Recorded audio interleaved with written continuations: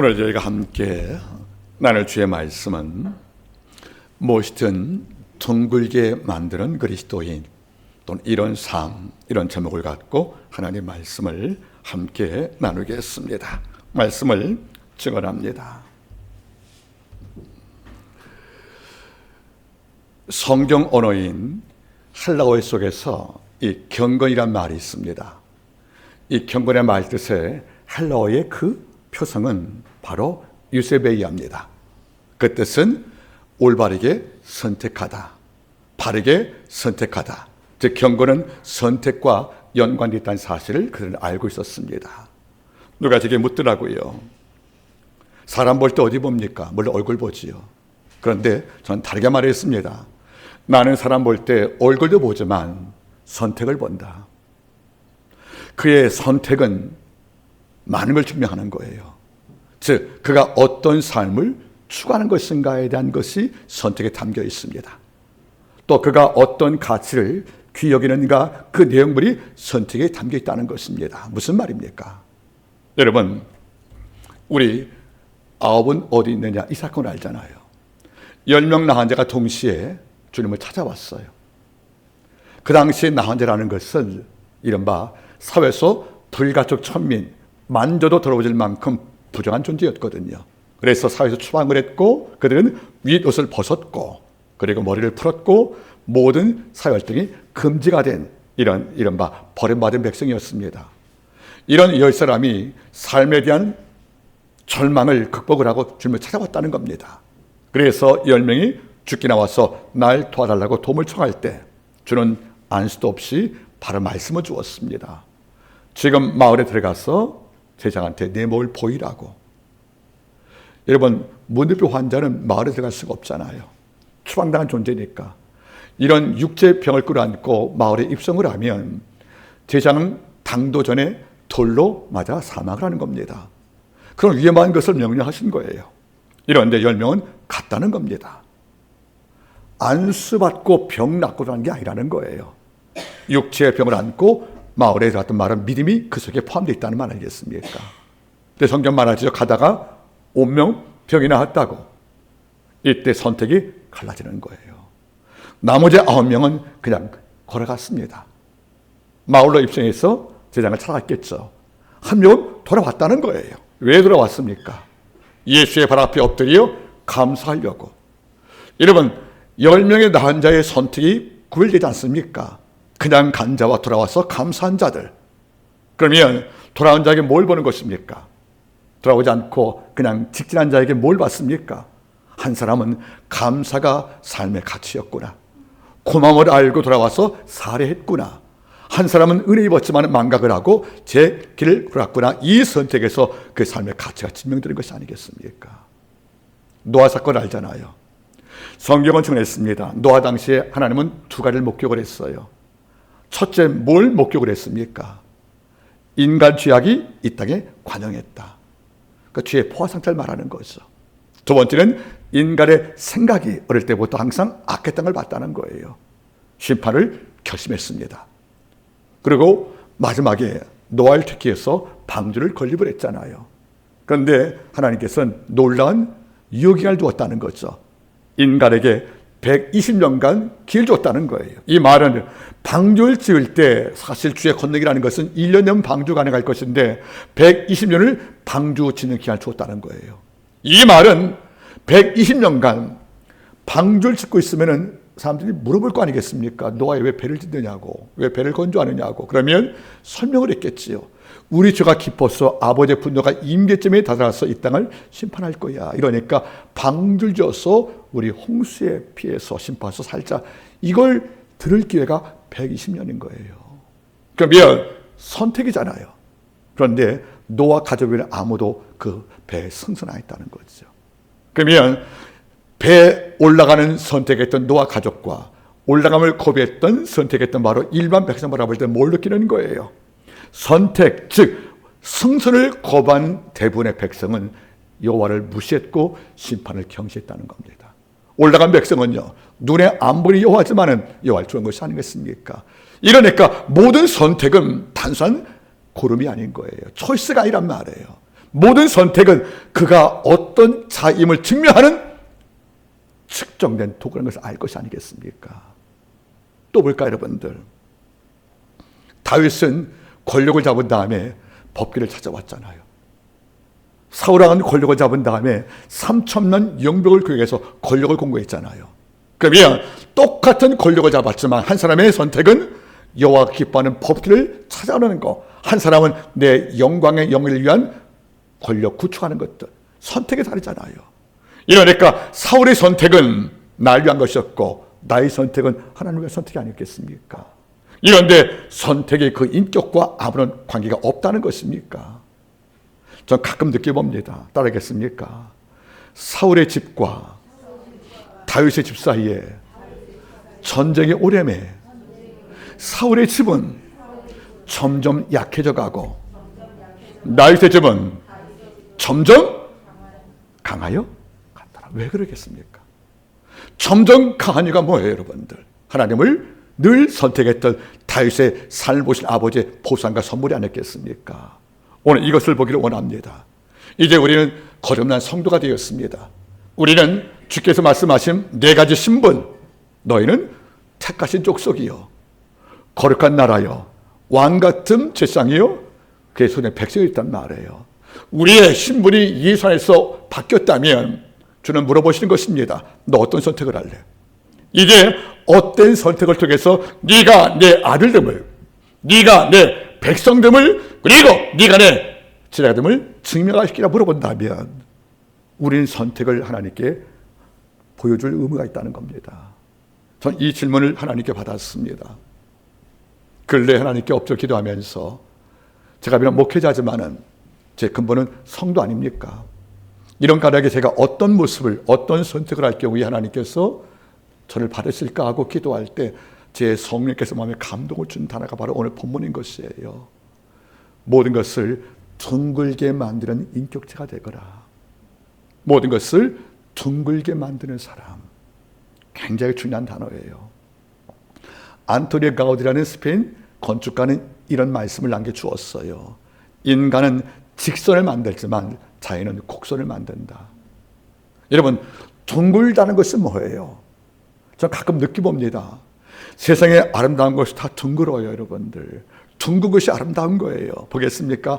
아름다운 보름달. 정말 귀하잖아요. 자식을 바라본 어머니의 둥근 눈.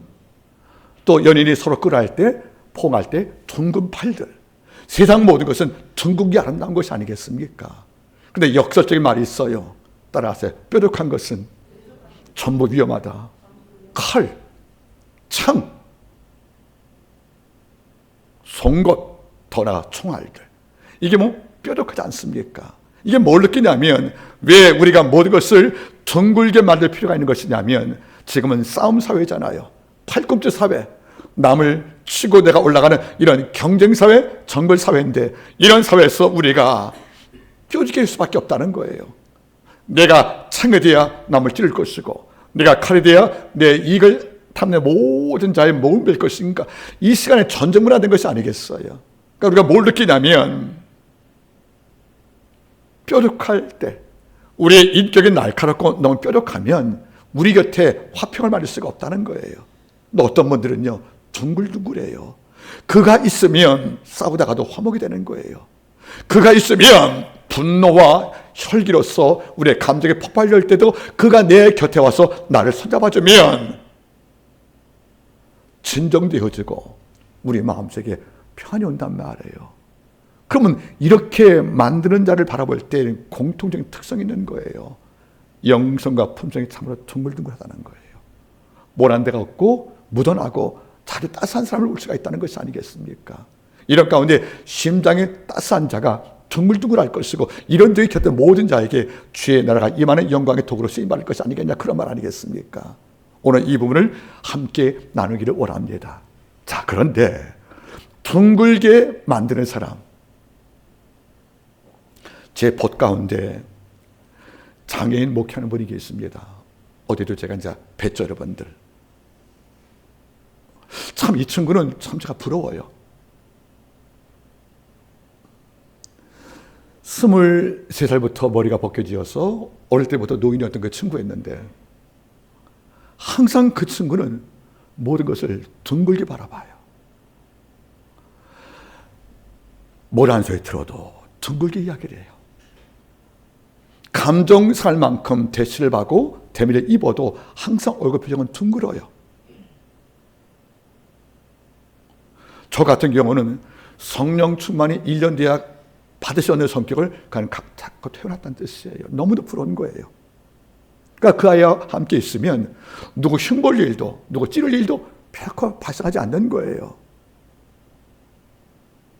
늘 그래요. 넌 나보다 큰 어른이다. 근데 그 아이는 또 저한테 그래요. 난 네가 부럽다고. 아이고, 서로 주고받고 잘한다. 바로 이걸 말씀하는 거예요. 여러분, 그런데 이게 쉽지가 않다는 거예요. 우리가 내가 둥글어야 남도 둥글게 만들 것인데 이게 쉽지가 않잖아요, 여러분. 우리가 몰라서 못하는 게 아니지 않습니까? 안 된다는 뜻이에요. 그러니까 오늘 예수께서 말씀하신 내용이 있습니다.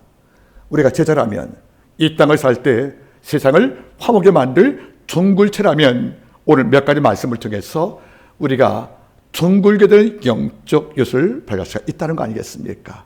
오늘 보면은 산상수훈의 팔복이지만 전반부의 세 가지 말씀을 통해서 우리가 모든 것을 둥글게 만드시는 주님의 살기를 부탁을 드리겠습니다. 먼저 어떤 자, 우리가 무엇을 기도할 때, 그러니까 우리가 어떤 영적 능력을 갖출 때에 내 곁에 모든 것을 둥글게 만들 수 있는 영적 거장이 될 것인가? 그 첫째는 심령이 가난한 자만이 이것을 가능케 한다는 것입니다. 우리가 심령이 가난하지 않으면 이 땅 모든 것을 둥글게 만들 내적 힘이 없다는 것입니다. 여러분, 가난이라는 말이 무슨 말이에요? 심령이 가난한 말 뜻을 제가 몇 번씩 말씀을 증거하기 때문에 기억에 남아있겠죠, 여러분들. 여기에 가난이라는 말 뜻은 굉장히 중요한 단어예요. 헬라로 프토코사구래, 여러분들. 이 말이 어디 쓰이냐면 누가복음 10장 9절 말씀에 여러분들 문 밖에 거지 나사로가 있지요. 성경 맞아? 문 밖에 누가 있다고요? 거지할 때 이 거지란 말이 프토코스란 말이에요. 이 원뜻은 무엇이 비어있다는 거예요. 그러니까 소유가 없다는 거예요. 그러면 이른바 심령이 거지같이 구걸자같이 가진 것이 없는 자 이런 말하는 것이 이런 자가 복이 있다는 것이 아니겠습니까? 여러분 돌아보세요. 가난한 자는 특성이 두 가지예요. 첫째는 내 힘으로 자립이 안 되니까 남에게 도움을 받을 수밖에 없잖아요. 당연히 겸손합니다. 오만한 거지는 양식을 얻어먹지 못하는 거예요. 그러나 겸손하게 자비를 구한 자에게 우리 도움을 주지 않습니까? 그러니까 심령의 가난한 자 말이 무슨 말인 거예요? 이 마음속이 비어서 내 것이 없는 거예요. 이러니까 내 힘을 갖고 내가 살 수가 없는 것이니까 남의 도움이 필요하잖아요. 그에게 도움을 청할 때 우리 오만할 수 없거든요. 고개를 숙이고 미소를 짓고 정직히 부탁한단 말입니다. 나에게 도움을 달라고. 이러니까 이 말의 원뜻은 낮은 마음을 갖고 있다 그런 말이거든요. 또 한 가지 심령에 관한 거지에게 어떤 특성이 있습니까? 이 거지는 작은 도움에도 감격하는 거예요. 먹을 게 없어 오늘 아살지경인데 어떤 분이 내게 빵 한 쪽을 주었어요. 이 빵이 먹던 빵이에요. 이런다고 이 빵을 발로 차지 않습니다. 기쁘게 받는 거예요. 즉 영적 거지에게는 그 어떤 것도 내게 감사할 이유가 될 수밖에 없다는 겁니다. 그러면 심령의 가난한 자란 말이 어떤 말입니까? 범사에 겸손히 이웃에게 사랑을 구하는 자, 그리고 범사에 어떤 작은 것도 감사함으로 자기의 기쁨을 표현한 자가 바로 심령의 가난한 자가 아니겠습니까? 이런 자가 귀의 보석이라는 겁니다. 이런 자가 우리 곁에 있으면 주의가 밝아지는 거예요. 이런 분과 함께 오래 교제하면 내 속에 쓴뿌리가 뽑히는 것이고, 이런 자가 내 곁에 벗되면 우리 삶 속에 주가 기뻐하는 화목, 평화, 하나됨, 일치, 연합이 가능한 것 아니겠습니까? 저는 가끔 느껴요. 푸터코스 비어있다, 없단 말인데, 그러면 심령이 강하지 않은 사람은 뭐가 있다는 거예요? 속에 많이 있다는 거잖아요. 무엇이요? 탐욕, 오만, 고집들, 변덕들, 더 나가서 여러분들 불신앙들, 의심들, 이런 자분이 곁에 있으면 둥글 수가 없는 거예요. 서로 눈치 보고 서로 지적을 하고 서로 다투고 서로 목을 조르는. 여러분, 제가 옛날 한 시인의 시를 인용을 했죠, 여러분들. 제목은 오징어 부부. 기억나죠, 여러분들? 따라하세요. 오징어 부부는 서로 사랑한다 하면서 그 발로 서로의 목을 조르더라. 오징어 둘이 붙여놓을래요? 서로 발로 목을 조이고 있지 않습니까? 이게 사랑이라는 거 이 사람들은 아는 거란 말이에요. 적어도 우리 마음속에 붙었고서 내 영혼이 빈 거짓말이 없다면 나는 부자야. 나는 가진 것이 많어. 나는 부족한 게 없어. 이런 라오디게아처럼 이 마음에 육적 요소가 정말 많이 채워서 내 영의 창고 속에 육체 부산물이 많다면 이런 종은 반드시 삶 속에서 다툼을 일으켜요. 저는 미국의 문화를 존중하지만은 현재 트럼프의 정치는 존중하지 않습니다. 무슨 권리로 그를 나한테 땅을 요구합니까? 일국 대통령의 법정은 그다가 세우는 것이 어떻게 체포합니까? 물론 저는 미국을 좋아합니다. 그러나 이건 아니라는 거죠. 힘 있는 자의 오만이 여기서 보이는 것이 아니겠습니까? 우리는 명심할 필요가 있는 거예요. 왜 내가 있음을 통해서 우리 몸이 갈라지지? 왜 그가 있으면 우리 몸이 아름답게 결탁되어서 아름답게 융화되어서 둥글둥글해지지? 왜 그가 있음을 통해서 우리는 싸움할 일이 없고 모두가 위로하고 서로 용납하고 서로 이해해주는 이런 문화가 창조가 되지? 돌아보란 말이에요. 이런 걸 가능케 한 그 사람의 심령 몸을 가난 심령이라는 겁니다. 저는 가끔 느껴봅니다.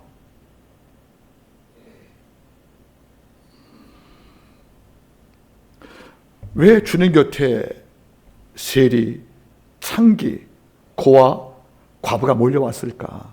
그 당시 여러분들 사회에서 이른바 아웃사이더들, 변두리 인간되어서 사회에서 그냥 인형인간 취급했던 이런 무리가 주님 곁에 많이 모였단 말이에요.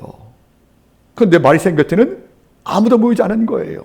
학문에 정통을 했고 윤리에 탁월했던 이런 바리새인 곁에는 아무도 오지 않고 먹기를 좋아하고 맛있게 좋아했던 주님께 많은 분들이 왔다.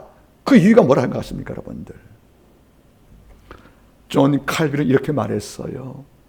아마 따겠습니까? 바리새인은 자기의 권력을 힘으로 삼았고 우리 예수님은 겸손과 온유를 힘으로 삼았다. 그 차이가 있는 거예요. 나는 마음이 어떻게 해요? 온유하고 겸손하니 이런 자가 바로 이 땅을 어떻게 만들어요? 둥글게 말 수밖에 없다는 거 아니겠습니까? 여러분, 제가 말씀드렸잖아요. 먼저 웃으면 그 다음에 쉬워진다고. 근데 왜 먼저 웃지를 못하는 거죠? 사실상 권위가 있는 거예요. 내가 어떻게 먼저 인사해? 네가 나보다 나이가 어린데. 내가 어떻게 먼저 너한테 고개 숙여? 네가 나보다 한참 가난한데. 이런 논리가 있으면 이게 안 된다는 거예요. 먼저 웃으면 그 다음에 쉬워지는 거예요. 근데 먼저 웃으려면 내적 근육이 필요해요. 어떤 근육? 겸손과 온유 같은 이런 영적 근육이란 말이에요. 여러분, 전 여러분들이 며느리든 사위든 아들이든 딸이든 간에 여러분이 그 집안에 뾰족했던 갈등과 다툼과 해묵은 오해 같은 것을 다 깎아버리시는 이런 둥글게 쓰임 받기를 먼저 바라겠습니다. 두 번째, 여러분들, 주님 말씀해 주었습니다. 애통한 자는 복이 있나니 저희가 위를 받을 것이며. 여러분, 애통이란 말은 그냥 눈물이 아니에요.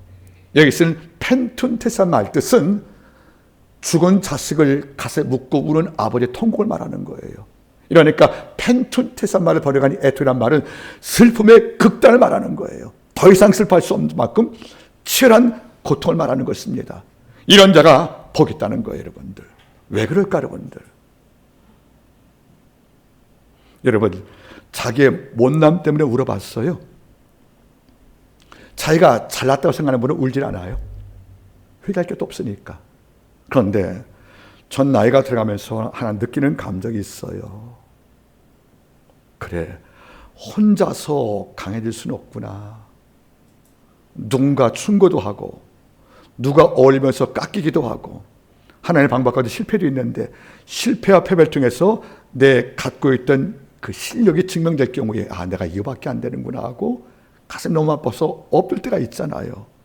하나님, 이리오리 기도해도 이루어짐이 없다는 것은 아버지의 뜻입니까? 제 기도의 무능력입니까? 이 갈등 속에서 많이 아파할 때 그때 툭 터진 게 눈물이거든요.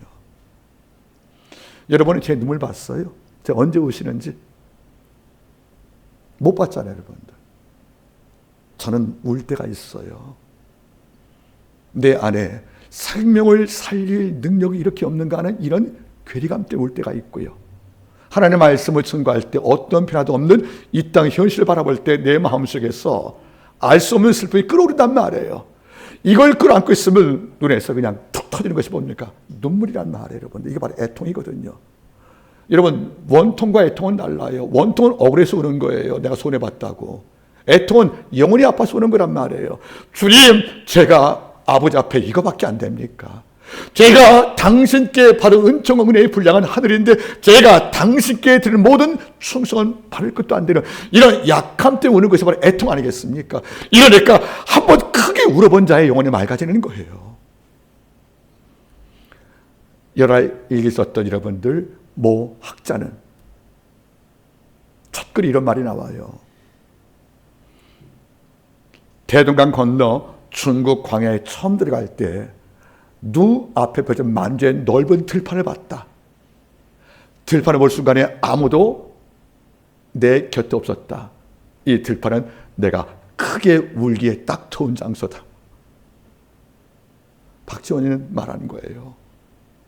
들판은 내 억울함을, 속상함을, 이게 아니라 내 무능함 때문에, 내 고집이 너무 깊어서, 내 성격이 변찮아서, 내 언어가 불량해서, 내 영적 상태가 나타하고 내 영적 진보가 없는 이 게으름들, 이것 때문에 끌어안고 나가서 내가 목사니까, 장로니까 성도 앞에 못 울었을 때에 아무도 없는 광야에 가서 통곡하는 것이 바로 애통이란 말이에요, 여러분들. 여러분, 애통 그러니까 우리가 뭘 느껴요? 불행한 것인가? 아닌 거예요. 천국은 애통할 때 흘리는 눈물을 흘린 눈 갖고만 천국 바라보는 것이 아니겠습니까? 그런데 언제 순간부터 우리는 눈물이 없어졌거든요. 울지 않는 것이 마치 강한 걸 아는데 아닌 거예요. 따라하십시오. 울지 않는 사람은 강한 사람이 아니라 강팍한 사람이다. 우리가 말씀을 듣고 어떻게 울지 않을 수가 있어요? 우리의 마음에 얼마나 고집이 세면 불의 같은 말씀, 하나님의 말씀을 살았고 운동력이 있어 자의의 날선 어떤 건물을 일하려 우리의 혼과 영과 및 관절, 골술 쪽에는 권력인데 이걸 듣고도 내가 울음이 없다. 우리가 얼마나 고집스러웠으면, 우리가 얼마나 무지하면 말씀을 듣고도 하나님 모릅니까? 요한복음 4장에 사마리아 여인은 주와 단 4마리 나누고도 메시아 봤다고 울며 기뻐 들어갔잖아요. 여러분, 우리 예수를 믿고 하나님 말씀 들은 경력이 얼마입니까? 이러고도 아직도 고집 깎아서 둥글지 못하고, 아직까지 영적 무지에 빠져서 이단에 빠지고, 아직까지 마음의 감동이 미흡해서 충성을 소홀히 할 만큼 있다면 하나님 볼 때 어떤 마음이겠어요, 여러분들?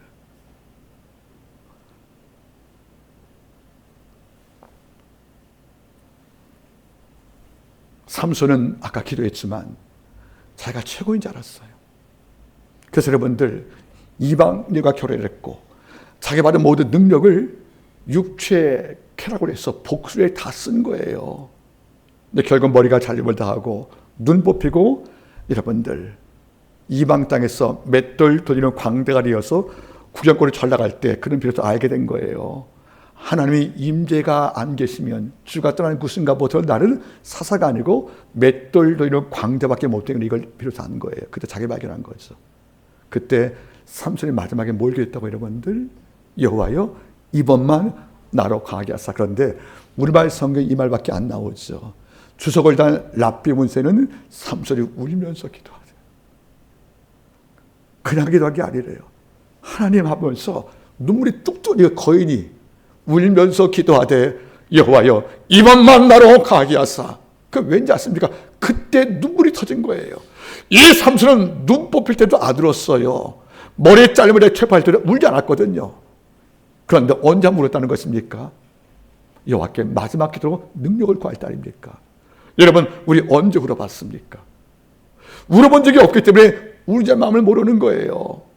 내가 아파서 울어본 마음이 없기 때문에 실패해서 우는 자의 마음을 모르니까 그를 품어서 둥글둥글 만들지 못하는 것이 아니겠습니까? 우리 뭐라고 그래요? 여러분들 왜 저런데?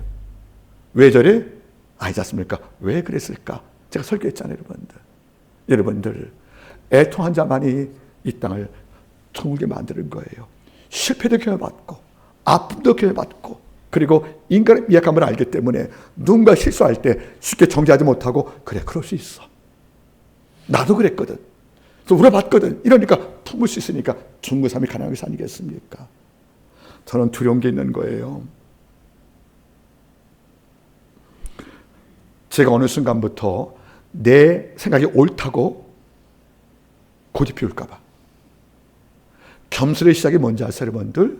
따라하세요. 겸손의 시작은 나도 틀릴 수가 있다. 이걸 인식하는 것이 겸손이란 말이에요. 그런데 실패를 안 해보고 늘 쉽게 승리한 자들, 이런 백성은 타인의 무능과 실패를 인정을 못하는 거고 용서를 못하고 비판밖에 못하잖아요. 이러니까 품을 수가 없다는 거예요. 우리가 언제 품어요? 너 슬펐니? 나도 슬펐었어. 너 우니? 왜 믿음 없냐가 아니라 나도 울었었어 하고 애통을 통해서 실패를 통해서 울어본 자가 남들 품을 수 있는 것이고, 이런 종들이 어떤 것입니까 여러분? 바로 이런 분들이 세상을 둥글게 만드는 거예요. 성경에서 가장 많이 운 자가 누구예요? 누굴까? 한나도 많이, 정말 축하합니다. 한나도 기도할 때이지 않습니까? 한나가 마음이 괴로워서 여호와께 기도하고 그가 오래 기도하고 얄패 통곡했다. 물론 맞긴 맞아요. 그런데 한나를 능가하는 울음보가 또 하나 있어요. 구약의 요셉 선생님. 적어도 성경은 창세기 45장부터 50장까지 요셉이 5번 울어요. 유다가 와서 베냐민 대신 종되겠다고 할 때 울고, 베냐민 만나서 끌어안고 울고, 형들이 와서 내가 종되게 할 때 울고, 요셉은 5번 울었대요, 여러분들. 근데 마지막 울음이 뭡니까, 여러분들? 내가 판 동생이 총리가 된 거예요. 그리고 내 조가 지금 다 들어왔어요. 이제 요셉의 마음만 강하게 먹으면 우리 죽어요. 이럴 때 형제가 엎드려 뭐라 그럽니까, 여러분들? 우리가 당신 종될 터니까 용서해 주시고, 우리 아버지 야곱이 우리 살리라고 당신께 부탁 안 했습니까? 하고 울면서 고백할 때 성이 이렇게 말해요. 요셉이 형 말 듣고 애통하여 가로되 형이여 두려워하지 마소서. 아버지께서 나를 미리 파송하사 당신을 구원시키고라고 그때 울잖아요, 여러분들. 울 줄 알았더니 요셉이 형을 끌어안고 이 집안의 화목을 만들고 둥금을 창조했던 도구로 쓰임받은 것이 아니나 그런 말이에요, 여러분들. 저는 한만교 성도가 영적 가치에서 많이 울기를 바라는 것입니다. 주님도 입성할 때 성을 보시고 우셨잖아요, 여러분들. 전 여러분께서 애토의 마음을 끌어안고 실패한 자 마음을 이해해서 그를 품는 중보자가 되기를 바라겠습니다. 세 번째 어떤 것입니까, 여러분들? 따라하세요. 온유한 자는 복이 있나니 저가 땅을 기업으로 받을 것이며. 온유한 자가 여러분들 이 땅을 둥글게 만드는 자는 뜻이에요. 여러분, 온유가 뭐지, 여러분들? 헬라로 후라우스라고 그래요, 여러분들. 이 말은 영적 연단과 핍박을 통해서 내 속에 있던 공격성을 다 꺾어버린 거예요. 이 어그레시브라는 공격성들. 여러분 잘 보자. 어떤 분은 대화하고 나면 말 한마디도 그렇게 은혜스럽게 하는 거예요. 그러니까 말을 듣다 보면 참 고맙고 힘이 나요. 어떤 분은 말 한마디도 그렇게 사납게 하냐. 그러니까 같은 말인데 그분이 말하면 상처가 되는 거예요. 왜 그럴까? 우리 안에 공격성이 있어요. 가인이 아벨 살해했듯이 이런 살인 의지가 있다는 거예요. 그러니까 우리는 나와 조금 다르면 싸우려고 하는 거예요. 나보다 뛰어나면 끌어내려고 하는 거예요. 나하고 비슷하면 질투한다는 뜻이에요, 여러분들. 이런 공격성 무의가 우리 속에 장착되어 있다는 거예요. 이것을 말씀과 성령이 지배해서 이게 불온의 상태가 바로 온유거든요, 여러분들. 그래서 원래 온유란 말의 뜻은 산한 짐승을 데려다가 순마 오늘 여러분들 야생마를 데려다가 그걸 잘 길들여서 순함을 만드는 이런 과정을 바로 파라우사우르드 이 말이 여기 쓰인 거예요. 그러니까 온유가 뭡니까? 처음부터 천상이라는 거예요. 내 속에 악한 질투, 날카로운 말들, 예민한 성격들, 이런 많은 것이 어느 순간부터 성령의 만지심을 통해서 점점 다듬어져서 내 속에 둥글둥글 마음이 되어서 이런 자가 바로 뭐죠? 온유가 아니겠냐, 그런 말이에요. 여러분, 온유할 때가 땅을 기업으로 차지한대요. 땅은 뭐예요? 기업이잖아요. 땅은 뭡니까? 자산이겠습니까? 이 말을 우리가 의역하면 온유한 자가 부자가 된다는 말이에요, 여러분들. 누구처럼? 이삭처럼. 창세기 26장을 바라보세요. 이삭이 어떤 자입니까? 아브라함의 아들이었거든요. 이분이 기근 만났지만 여호와께서 그 땅을 또 하지 말래요. 그래서 기근 때문에 양식이 없는데 애굽 땅에 내가서 양식을 구해 내가 살고 가지고 살 터인데 내가 좀 말고 이 땅에 머물라는 거 아니겠어요? 순종이 따르고 있습니까? 근데 그의 농사를 몇 배? 100배를 거두었대요. 이러니까 그날 땅의 목자가 시기해서 그걸 쫓아버린 거예요. 내 땅에서 100배 양이 얻었으니까 기분 나쁘다는 거 아니겠습니까? 그래서 쫓김당한 이삭이 우물을 팠지 않습니까? 농사꾼이었으니까 이걸 메어버린 거예요. 4번씩이나. 이래도 온유했던 이삭은 메꾸면 그냥 물러가요.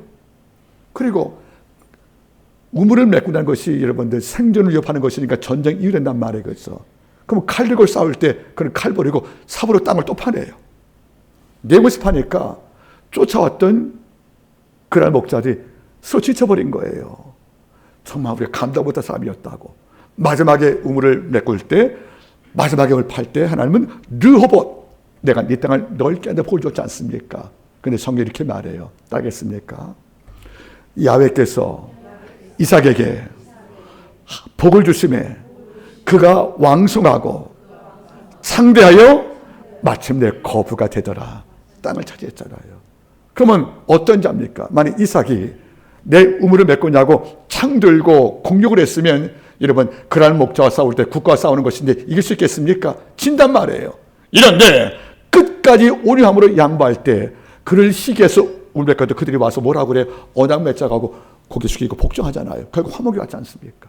그러니까 평안한 자, 다시 말하면 온유한 자가 평안을 만드는 거예요.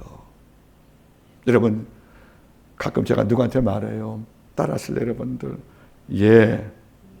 얘야 성질대로 문제를 하지 마라. 그 사고 나는 거예요. 전 여러분이 온유했으면 좋겠어요. 온유한 것은 연약하다는 게 아니에요. 마음속의 심지는 깊고 두껍지만 불필요한 감정을 낭비하지 않는 거예요. 누가 툭 쳐도 여러분들 그냥 거기에 반응하지 않는 거예요. 왜? 중요한 게 아니거든요. 전 가끔 그러거든요. 누가 제 감정 건드리면 그래요, 여러분들. 네가 내 감정 건드는 만큼 넌 중요한 사람 아니야. 왜 걔한테 휘둘립니까? 왜? 꼬리가 머리 흔들게 만들어요. 그러니까 우리가 무엇이 옳습니까, 여러분들? 평정 있으면 어떤 모함과 위기와 어떤 불이익을 당할 때에도 감정 요동이 없는 거예요. 물론 속은 아프죠. 왜 그래, 여러분들? 주님도 그 억울한 십자가의 고통을 수납했잖아요. 당식의 떡을 먹은 자가, 병 나은 자가 십자가 될 때 못 박으라고 외칠 때 선봉 안 썼습니까? 이걸 받던 배반감을 알고도 그는 뭐라고 그래요? 주여 저를 용서해달라고. 그의 죄를 제가 알지 못한다고 오히려 그를 감싸지 않습니까? 이게 바로 뭡니까? 바로 온유 아니겠습니까? 여러분 잊지 마세요. 온유의 성격은 정말 갖기 어려워요, 여러분들. 꼭 부탁드리겠습니다.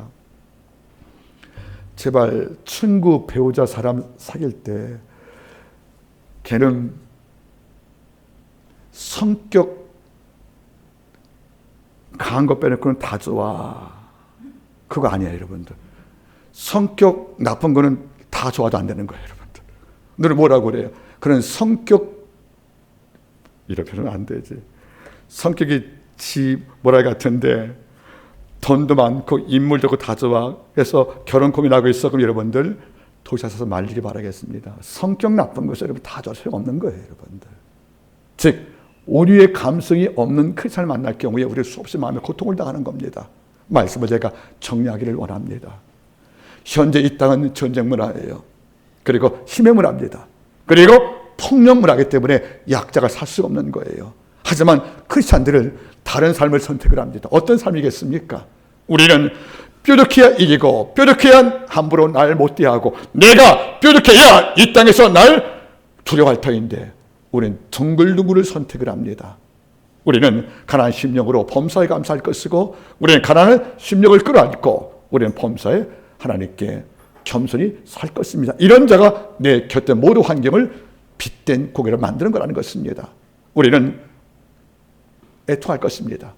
실패를 알고 울어본 자, 그리고 이 실패 때문에 아파한 자는 바로 타인의 실패에 대해서 판단 정죄 못합니다. 그게 내 모습이었거든요. 이런 자는 상대방을 끌어안을 이런 마음에 큰 크기가 있다는 것입니다.